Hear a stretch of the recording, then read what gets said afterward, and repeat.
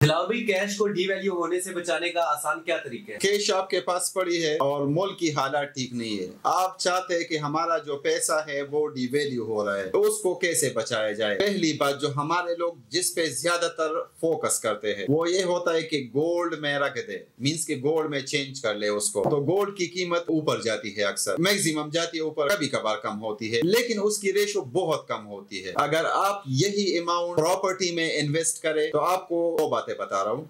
एक बात तो ये कि अगर आपका अमाउंट है वो डीवैल्यू नहीं होगा, क्योंकि वो उसी प्लाट में ऊपर जाएगा, मींस के वो उसकी वैल्यू बढ़ेगी। दूसरी बात ये कि अगर वैल्यू मनी की यानी गोल्ड की प्राइस की भी कम आ रही है, वैल्यू मनी की भी कम हो रही है, आपकी अमाउंट की यानी जो करेंसी है वो भी कम हो रही है, लेकिन आपका जो प्लाट है वो कभी कम नहीं होता। अगर कम होता भी है फॉर द टाइम बीइंग होता है, वो आपको अच्छी रेशो में प्रॉफिट देता है।